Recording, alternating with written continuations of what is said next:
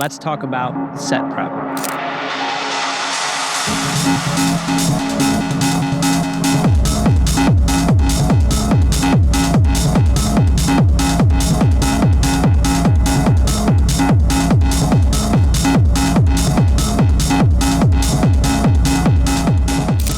So for this video, what I wanted to do was, instead of walking you guys through the live set module by module, I wanted to go through it based on function, based on the jobs that I've assigned these modules to do.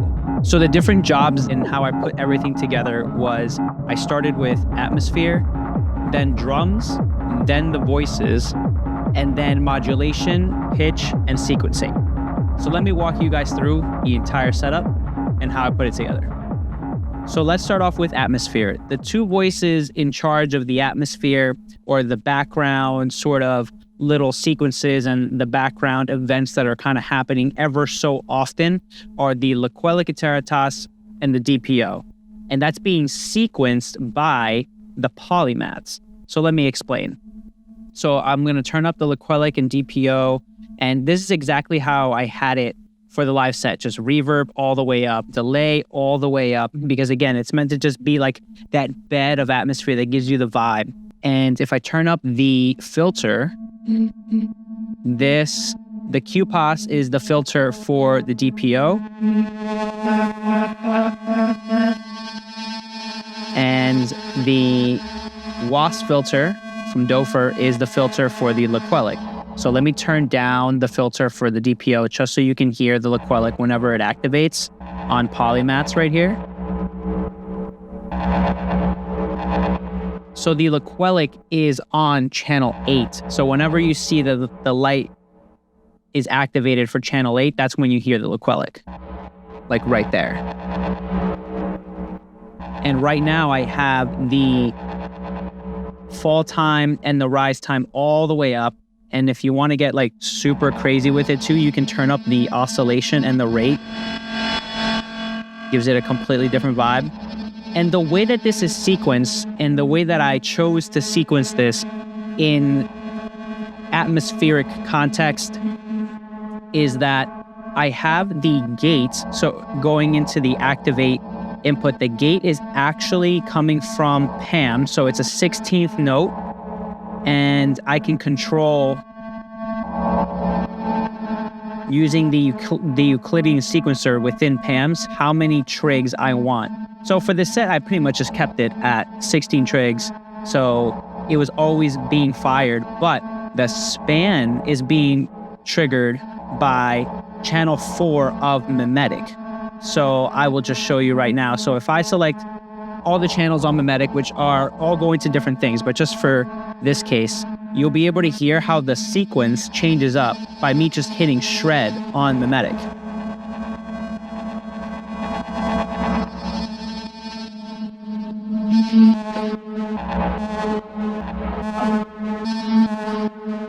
So every time I kind of got sick of maybe a little looping feeling for the atmosphere, I would literally just hit shred or press and hold shred for a little bit, and it would modulate the span input on the Polimaths, thus creating a whole new sequence for us to play around with. So this is another sequence.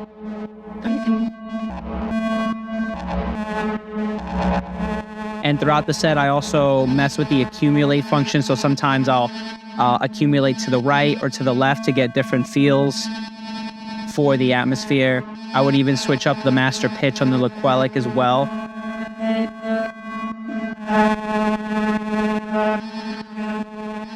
And of course, I would select a different channel on span on Polimaths to also change up the sequence for the atmosphere. I tried to keep it on an even channel for Polimaths because the even channels hit every single channel, while the odd channels sometimes will skip certain channels. So sometimes it wasn't actually triggering the Loquelic.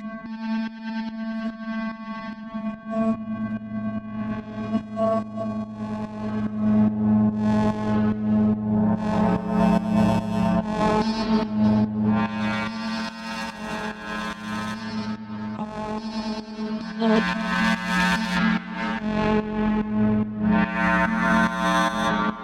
if I just shorten the decay, I could even use this as a voice, but for the primary purpose for this set, I just wanted it to create atmosphere in the background. And listening back to the set, I might have gone a little overboard with kind of maybe turning up the filter a little bit. It might have muddied up the mix a little bit. So maybe in the future, if I continue to use these two voices as my atmosphere, maybe I'll just have to keep in mind to just keep the filter lower the next time, just really have it be more in the background.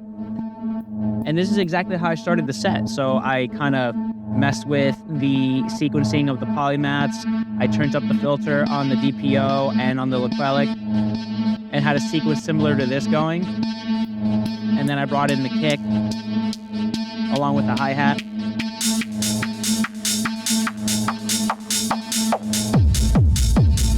And that's pretty much how I started. With a kick, a hi-hat, and just that atmospheric bed. So that is the atmosphere part of the set. So moving on to drums. Drums are pretty straightforward. I don't think I have to speak too much about this part because I've already done an entire video on just the Bohm itself. So obviously, the Bohm was our kick. And for hi-hats, I have a few different bread and butter patterns on the Digitakt here. So my open upbeat hi-hat is always going to be on channel 5. And as you can see, I have that labeled here. And my close hat on channel 4. And those are sequenced within the Digitakt. So if anything happens in my sequencing here with the torso, if anything happens to the Archer's rig for my modular hi-hat, I always have these two ready to go for whatever reason. And sequenced within the torso, but coming from the Digitakt, we have our rides and our shakers.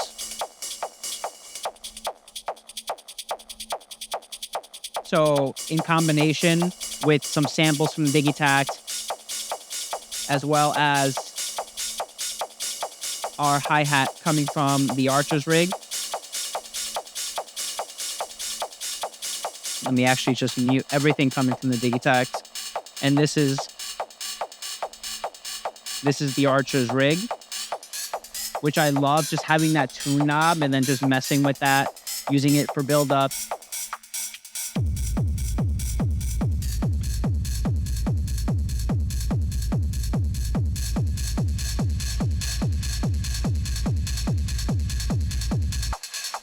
And for further percussion, I have more percussive samples coming from the Digitakt.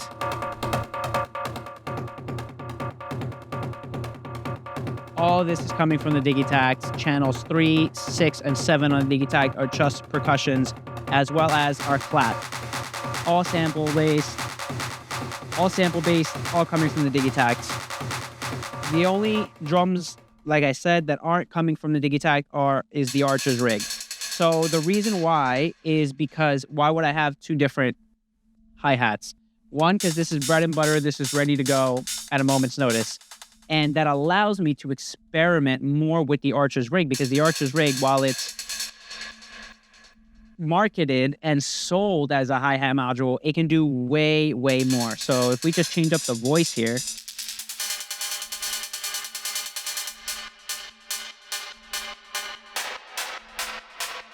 and then we change up our sequence. I mean, this can be a percussion right here.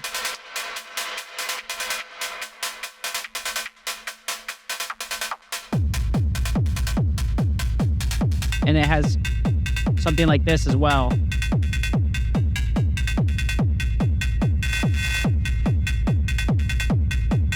And you can change up the filtering on the Archer's rig. You can change the different type of filter.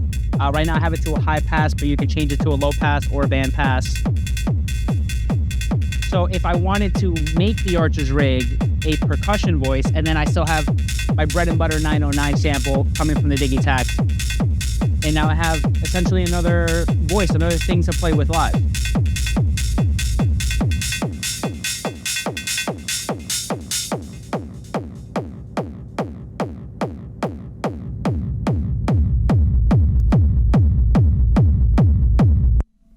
And I also just have different patterns of sounds on the Digitakt to switch up the percussion sounds and the hi-hat sounds and the rides and so on. So moving on to the voices. Now the voices, I primarily use 3 main voices, 4 if you count the DFAM. The DFAM was just a lot of white noise and some very melodic percussion. So something like this.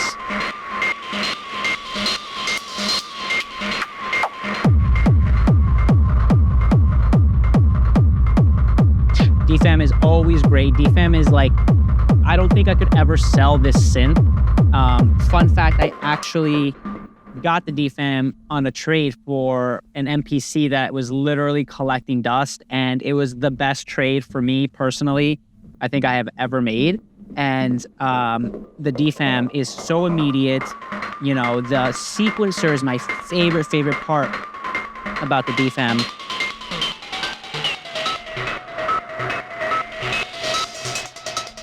So it's my favorite little percussive, very driving synth that I have that I always take with me. I have not done a live show without it because it's so immediate. And sometimes I just turn down the oscillators and I just use the noise as a buildup.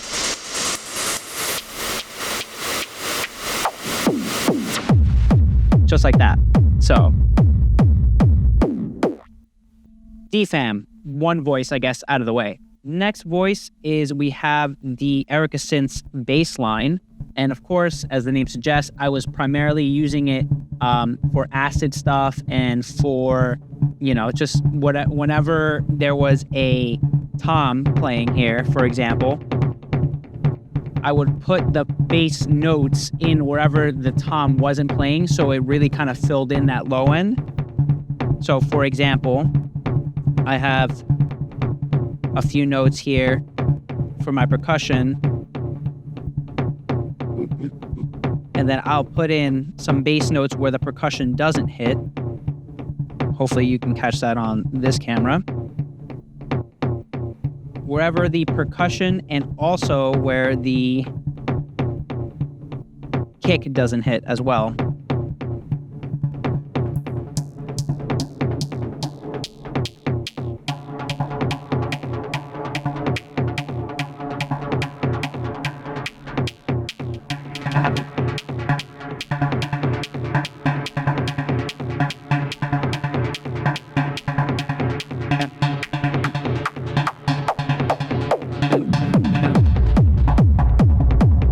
So the bassline was, of course, our bassline, a little more low-end stuff. And if we wanted to open up the filter, turn up the resonance, and get some of this acidy vibe, we could totally do that as well.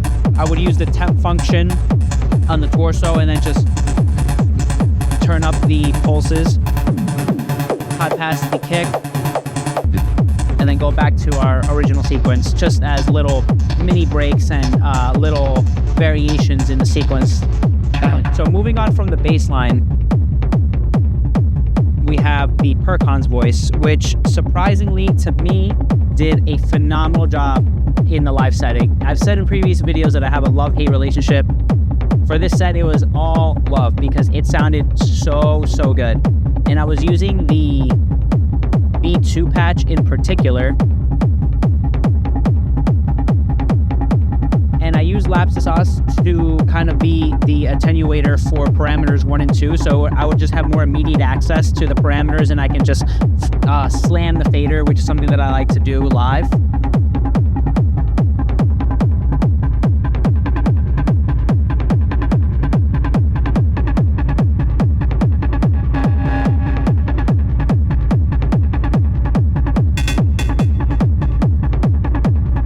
Yeah, that's pretty much kind of how I used the Perkons for this. I didn't really switch up the patch on the Perkons too much. I did just mess with the parameters because as soon as you mess with parameters 1 and 2, you get a completely different sounding vibe. So this is with parameters 1 and 2 maxed out. This is with it no parameter. Just turning up parameter 1 here. And then 2. And then just getting a mix and match of those.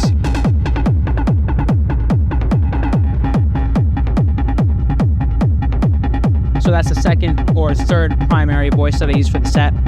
Moving on to Manus. Manus is a voice that for some reason I just like to make it my polyrhythm voice. So what I was doing primarily was just hitting it with maybe like 7 steps and then maybe 2 to 3 pulses on that. And then that's exactly kind of how I kept Manus the whole night. So if I turn it up on the mixer, it will get deeper into the modulation section, but this is being modulated by Griffin's Claws.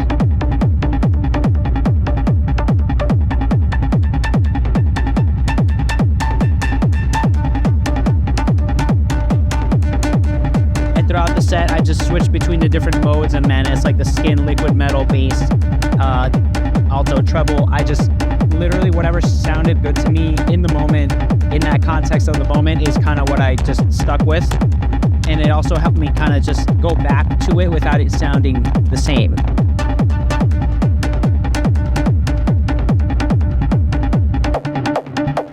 And those are my voices.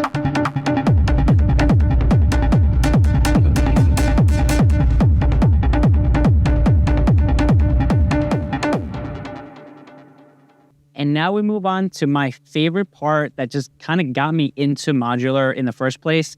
And that's modulation. So the simplest modulation that I have is Griffin's Claws. Griffin's Claws, all 4 channels of Griffin's Claws are going into Manus because Manus was the voice that I was using primarily throughout the whole night.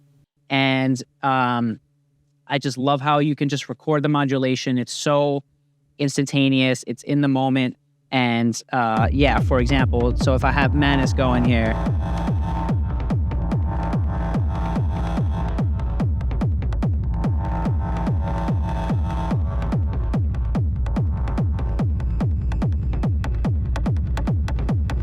so this is Manus, this is what we're hearing. Let me actually turn down all the atmosphere. So I can just record this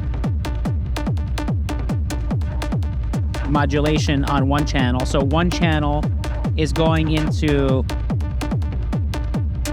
so channel 1's going into bash and then into profound and then smash and the modulation of the Loquelic. So they all do significantly different things to change up the sound. And you can record all this in or leave it in, or just what I do in the moment is high pass the filter if I'm building it up. If this is the build up, maybe open the decay a little bit. And then as soon as I'm about to bring the kick back in, I just slam the faders on Griffin's Claws, which is something that you wouldn't be able to do without some sort of fader modulation or some sort of fader like the Lapsus Sauce or Griffin's Claws can do it like instantaneously in the moment, because you can't do that with 4 knobs at once. Something like that, just as an example. Moving on, we have the other channels of Mimetic. So I had already explained how the span input of Polimaths is being modulated by Mimetic Digitalis as well. Channel 1 of Mimetic is actually modulating the fall time of Polimaths. So just so you can hear this, I'm going to turn up the DPO, give it some reverb and delay. I'm going to accumulate all the voices on the left. So if I just do channel 1 of Mimetic and I hit shred,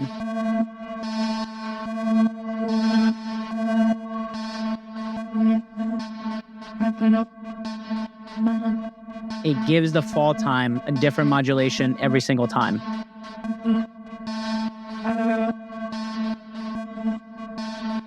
Just another thing to give the atmosphere a little more nuance. And channel 3 of Mimetic Digitalis is modulating the velocity of our hi-hats on Archer's rig. Pretty self-explanatory. So let's turn that down. Now, channel 6 of Polimaths. Channel 6 is assigned to the random trigger of Mimetic Digitalis. So that allows me to have different pitch sequences. So whenever I mess with the Mimetic Digitalis and I hit shred and then I have a different sequence going on, that also affects the pitch sequences that I have on the other voices as well. So just to give it some more spontaneity, a little bit of randomness.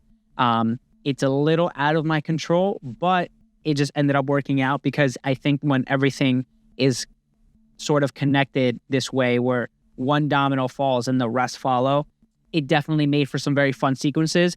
And the Mimetic Digitalis is quantized to ETH. And channel 7 of Polimaths does the exact same thing that I just explained that is doing to the Mimetic Digitalis, but with the Mimetic Digitalis. So just a little randomness sprinkled in there.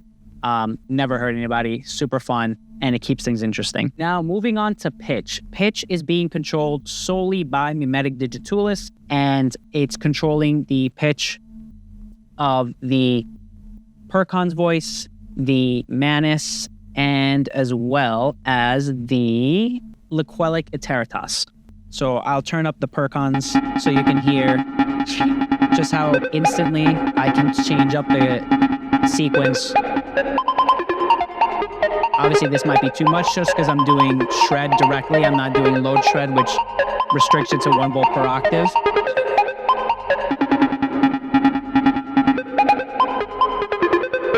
So that's load shred. It restricts the pitch change to 1 volt per octave.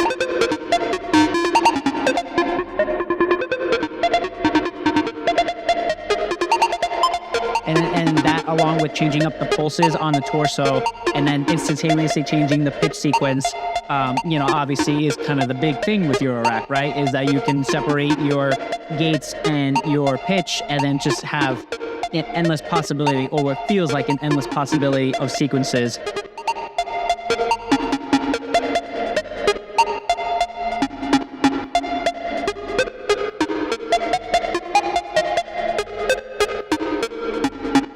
And that exact thing is essentially just happening with the other voices as well. So I guess just for shits and gigs, I will show you on the Manus.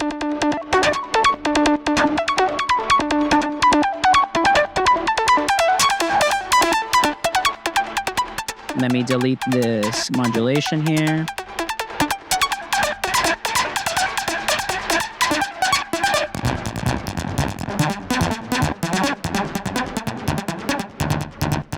So I'm just gonna zero everything out, and then in the touch of a button, instantaneously.